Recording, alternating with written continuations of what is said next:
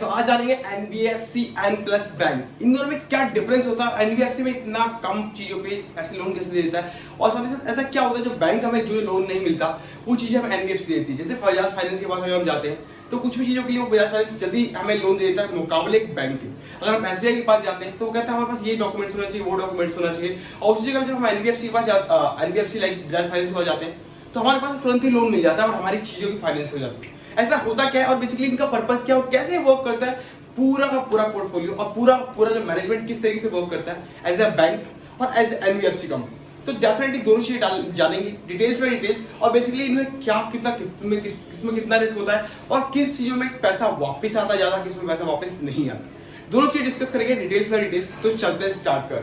पहले एक बात समझो, एक नॉर्मल सा एग्जांपल कि ये समझ लो कि जो आपके घर तक आता है और आपके घर पे आकर के अगर आपको सब्जी देके जाता है मतलब हर 2 दिन में, वो होता है एक एनबीएफसी। और एक जो आप मार्केट में जाके सब्जी लेकर जाते हो पूरे हफ्ते भर का, वो होता है बैंक। यानी कि कोई सा बैंक अगर आप जाते हो मार्केट में तो देन पूरा सब्जी पूरे वीक का लेकर जाते हो, तो उसी तरीके से बैंक वर्क करता है। और अगर आपके घर पे जो आप लोकल काम करते हो, मतलब लोकल किसी चीज के सब्जी वाला आता है घर पे, वो आपको सब्जी लेके जाता है हर 2 दिन में देके जाता है, वो एक लोकल तरीके से, तो वो जो होता है आपका एनबीएफसी। तो दोनों चीज डिफरेंस है। देखो आपको लोकल तरीके से काम करता है एनबीएफसी, और जो प्रॉपर जेन्युइन तरीके से काम करेगा, मतलब प्रॉपर जेन्युइन तरीके से आप निकलोगे मार्केट में, मार्केट तक जाओगे 6 दिन की पूरे हफ्ते की सब्जी आप 1 दिन में लेकर जाओगे, उसी तरीके से वो पूरा मार्केट वर्क करता है। उस तरीके से आप बैंक वर्क करता है और जो लोकल तरीके से वो एनबीएफसी वर्क करता है। बट ये प्रोसेस होता कैसे है, समझते कैसे, जानते कैसे, इसके अंदर डिटेल्स की चीजें क्या है वो डिस्कस करते हैं। स्टार्ट करते हैं।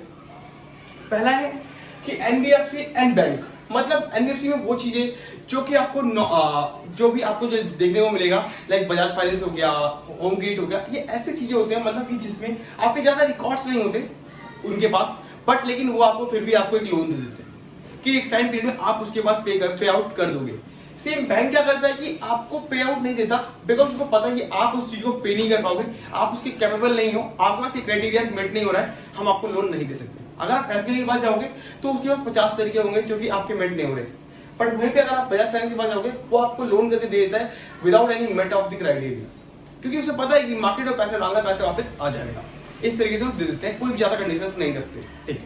बट अब देखो यहाँ पे बात आती है इस चीज पे, तो देखो एनबीएफसी के पास जो है ना बैंक को बोरोइंग, मतलब कि एक बैंक के पास जाकर पैसा लेना, उसके ऊपर इंटरेस्ट पे करना, राइट। इस तरीके से पूरा एनबीएफसी वर्क करता है। सेकंड उनके पास ऑप्शन होता है नॉन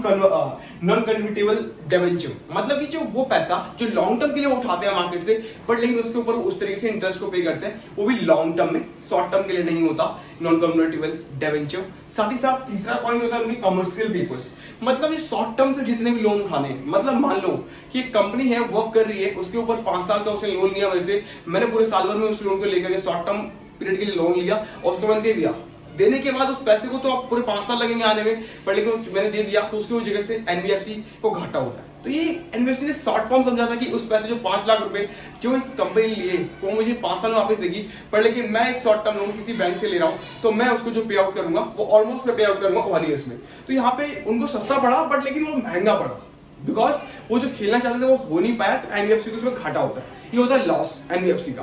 अब आते हैं बात बैंक पे, तो बैंक जो है वो कासा, बैंक पूरा डिपेंडेंट होता है कासा पे या फिर आरबीआई पे। अभी कासा के बारे में बहुत बार पता है कि कासा वर्क कैसे करता है, कासा का मतलब क्या है। तो कासा का मतलब करंट अकाउंट, सेविंग अकाउंट, मतलब वो अकाउंट्स जो करंट अकाउंट्स के ऊपर जो कि 0% का इंटरेस्ट देती है बैंक, ठीक है। सेविंग अकाउंट जिसमें कि 3 to 4% का बैंक इंटरेस्ट देती है। अभी एसबीआई का जो करंट चल रहा है 3.33% के आसपास है जो एसबीआई पे आउट कर रहा है ऑलमोस्ट सेविंग अकाउंट्स पे, एंड एचडीएफसी भी सेम ही है। एंड राइट नाउ अगर आप कोटक बैंक में उठा गए तो 6% के आसपास था ऑलमोस्ट, तो अभी आई थिंक 5.85% के आसपास है जो सेविंग अकाउंट के ऊपर वो इंटरेस्ट पे करता है, ठीक है। तो आपको करंट अकाउंट, सेविंग अकाउंट समझ में आ गया, प्लस आपको समझ में आ गया कि बैंक को पैसा कहां से मिलता है और एनबीएफसी को पैसा कहां से मिलता है लोन देने के लिए। अब बताता हूँ बात अलग वाली। देखो अब ये तो मैनेज करते हैं अपने तरीके से कि इन्होंने शॉर्ट टर्म में दिखा दिया, लॉन्ग टर्म के लिए लोन दे दिया, ठीक है। अब बैंक जो मैनेज करता है वो ये करता है कि कासा के हिसाब से अगर आप रिपोर्ट पढ़ोगे, एनुअल रिपोर्ट किसी चीज का रिपोर्ट अगर इकोनॉमिक्स और एनालिसिस का, तो उनका कहना है कि 8.80% ही ये लेके आ पाते हैं मार्केट में ऐसा पैसा जो कि हम यूजर्स को दे पाए उस लोन के रूप में। मतलब जो कि करंट अकाउंट और सेविंग अकाउंट से जो हम पैसा उठा करके हम एक अच्छे खासे यूजर्स को दे पाए और उससे हम अपना पोर्टफोलियो क्रिएट कर पाए। बट लेकिन 8.80% जो हम पैसा कमा पाते हैं, पैसा लेकर क्या पाते हैं कि हम यूजर्स को दे पाए, बट लेकिन मांग जो है मार्केट में लोन के लिए वो है 12.80% का। तो 12.80% की मांग है मार्केट में लोन लेने वालों की, और जो पैसा आता है उनके पास 8.80% का ही आता है। तो ये 4% जो बीच का डिफर रह गया वो पैसा कहां से आएगा? बिकॉज जो 4% का डिफर रह गया, इस 4% को कंप्लीट करने के लिए पैसा कहां से लाएंगे और लोगों को लोन कैसे दिया जाएगा, इसके ऊपर बात करते हैं। तो 4% का जो पैसा रहेगा वो जो मार्केट में वो लेने के लिए बैंक आरबीआई के पास जाता है और आरबीआई से पैसा लेता है। अभी तक क्या था कि 3.3% में सिर्फ पैसा कंपनी ने उठाया और बाकी करंट अकाउंट के ऊपर कोई भी पैसा नहीं दिया बैंक ने, और उसके बदले उसने लोन दे दिया सामने वाले को और अच्छा खासा प्रॉफिट कमाया। बट अब जब बैंक आरबीआई के पास जाएगा और आरबीआई से जब वो लोन की डिमांड करेगा यानी पैसे की डिमांड करेगा, तो आरबीआई उससे इंटरेस्ट चार्ज करेगा, और वो जिस इंटरेस्ट पे चार्ज करेगा उस इंटरेस्ट के ऊपर अपना बैंक इंटरेस्ट लगा करके तब आपको बैंक आपको पे आउट करेगा। तो डेफिनेटली 4% को रिकवर करने के लिए बैंक को जो अमाउंट पे करना पड़ेगा उसमें आपका इंटरेस्ट का जो पार्ट है वो इंक्रीज होगा। बिकॉज बैंक अभी तक 3% ले रहा था, पर अगर आपको 11% के हिसाब से लोन देती है तो ऑलमोस्ट बैंक के पास 8% का रिकवरी रेट बचता है, मतलब 8% के प्रॉफिट पे ही आपको सेल आउट करती है। बट यहाँ पे अगर बैंक के पास पैसा नहीं बचा है तो बैंक अप्रोच करेगा आरबीआई के पास, और आरबीआई से जब पैसा लेगा तो आरबीआई उसका इंटरेस्ट लेगा क्योंकि उसने पैसा लिया वहां से, तो आरबीआई को जो इंटरेस्ट देना पड़ेगा उसके ऊपर बैंक अपना चार्जेस इंक्लूड करने के बाद तो आपको पे आउट मिलेगा। तो वहां पे आपका लोन हो जाता है महंगा। इसीलिए सीआरआर आप अगर उठा के देखोगे तो मार्केट का हमेशा वो बढ़ता जाता है। बिकॉज उसके पीछे कारण है कि मार्केट में जो लोन की रेट चाहिए वो मार्केट में कम्पीट ही नहीं हो पाता। तो देखो, और उसके बाद जब नॉर्मल रहा है बैंक का ये पास गया कि हमें लोन कैसे मिलता है, बैंक कैसे पे आउट करता है, एनबीएफसी से पे आउट करता है। अब जानो एनबीएफसी के बारे में पूरा वीडियो था, तो एनबीएफसी के बारे में जानते हैं। देखो, एनबीएफसी के पास होता है ओपेक्स टू एनआईआई, मतलब एनबीएफसी के पास लोन को सेल करने के लिए ऐसा तो नहीं है कि हमारे पास ब्रांचेस हैं तो हम तुरंत सेल कर देंगे लोग अकाउंट खुलवाने आए तो, क्योंकि अकाउंट तो हमारे पास खुलता नहीं, अकाउंट नहीं खुलता तो हमें कैसे मिलेगा? हमें होता है लोगों को, एजेंट को हायर करना। इन एनबीएफसी कंपनियां एजेंट को हायर करते हैं ज्यादा से ज्यादा, बिकॉज कि वो जाके लोगों तक अप्रोच करे कि यस हमारे पास लोन है, आप हमसे ले लो, यानी आप इसको फाइनेंस करा रहे हो तो हमसे करा लो। तो अभी तक मार्केट में अगर आप देखोगे तो 2018-2019 के बाद मार्केट में एनबीएफसी कंपनी की सबसे ज्यादा ग्रोथनेस है मुकाबले बैंक के, मतलब एनबीएफसी सबसे ज्यादा मार्केट में है। बजाज फाइनेंस हो गया, होम क्रेडिट हो गया, बहुत सारे जुपिटर, पता नहीं बहुत सारी चीजें आ गई हैं मार्केट, जिसके बैंक तो नहीं है बट लेकिन यस मार्केट में ऐसी चीजें हो गई हैं जो कि आपको एनबीएफसी में लोन देने के लिए तैयार खड़े हैं। मतलब डॉक्यूमेंट आपका कंप्लीट है या नहीं है उसके बाद फर्क नहीं पड़ता, बट वो आपको लोन देंगे, राइट? अब देखो open opex and to NI, मतलब नेट इंटरेस्ट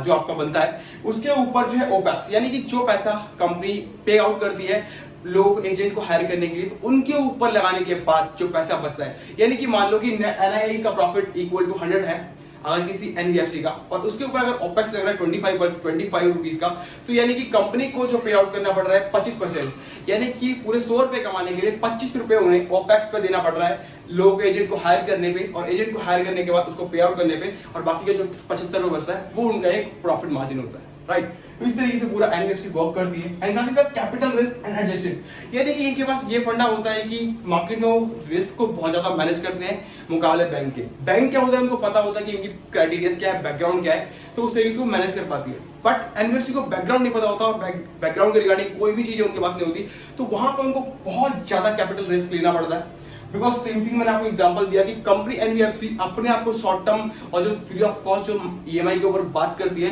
वो इसलिए कर पाती है कि वो जो आपको दिखाती है वो ये दिखाती है, आपको कहा जाता है कि हम 5 ईयर का लोन तो दे रहे हैं आपको, या फिर 6 महीने का लोन तो दे रहे हैं आपको 6 मंथ्स का, बट वो फ्री ऑफ कॉस्ट है। क्या इस 6 मंथ्स का फ्री ऑफ कॉस्ट के पीछे जो पैसा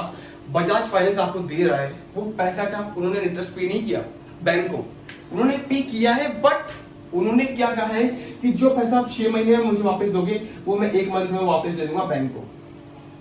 डेफिनेटली।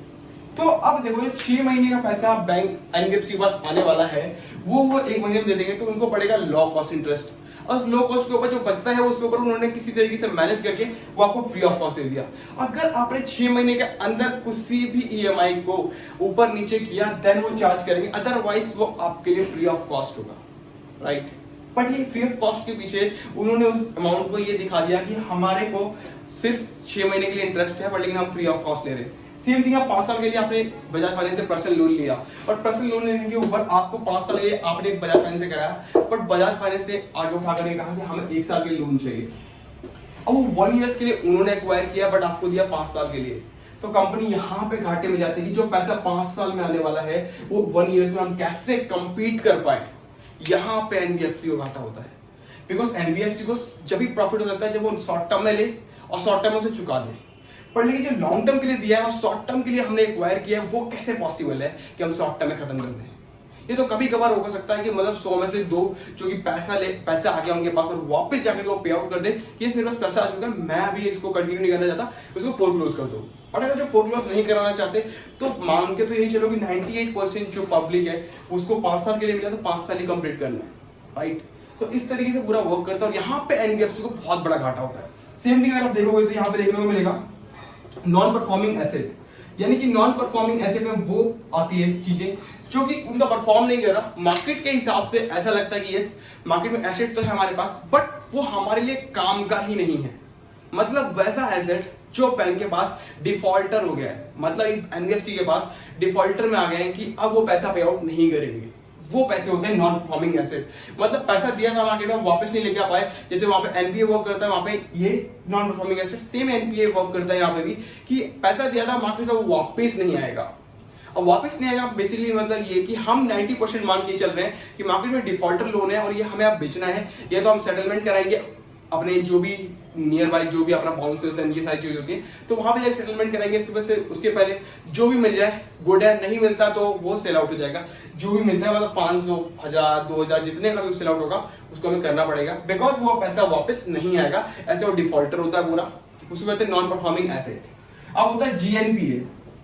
यानी जीएनपीए में वो चीज आती हैं बेसिकली कि जो ग्रॉस नॉन परफॉर्मिंग एसेट, यानी कि पूरे फाइनेंशियल ईयर या फिर पूरे क्वार्टर के अंदर जो एसेट आपके पास वापस नहीं आया जो आपने मार्केट में दिया वो जीएनपीए के अंदर कैलकुलेट होती है, राइट। एंड अब आता है एनएनपी, यानी नॉन परफॉर्मिंग,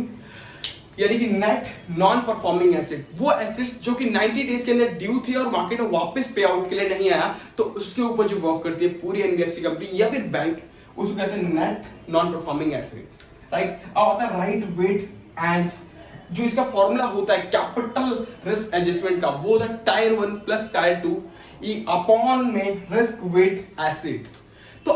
इसको डिवाइड करने के बाद जब आप इक्वल टू करोगे तो देख पाओगे कि आपको कितना प्रॉफिट और कितना लॉस हो रहा है और उस तरीके से आप पूरे एनबीएफसी को एनालाइज कर सकते हो। लास्ट में आता है एसेट लायबिलिटीज मिसमैच, मतलब कि आपको देखने को मिलेगा बहुत ज्यादा जगह पे कि आपको एसेट लायबिलिटीज मिसमैच होता होगा। वो इसलिए क्योंकि मार्केट में लोन तो दे दिया बट लेकिन लोगों के पीछे उनके पास कोई डॉक्यूमेंट नहीं था, सारी चीजें नहीं थी, तो वो ऐसा करते हैं कि जो आपका अकाउंट था उसके ऊपर वो बहुत सारी चीजें लगता है कि आपका अकाउंट का जितना भी फोन नंबर सेम उनके पास चलेगा, उसके बाद सारी चीजों पर कॉल करेंगे एंड इस तरीके से पैसा मंगाने सोचते हैं। बट ये डिफॉल्टर वाले वो वापस नहीं आता, ऑलमोस्ट केसेस में पैसे वापस नहीं आते, बट नॉर्मल कुछ केसेस होते हैं जहाँ पे वो मिल जाते हैं। तो डिपेंड करता है कंपनी टू कंपनी एंड साथ ही साथ कस्टमर टू कस्टमर कि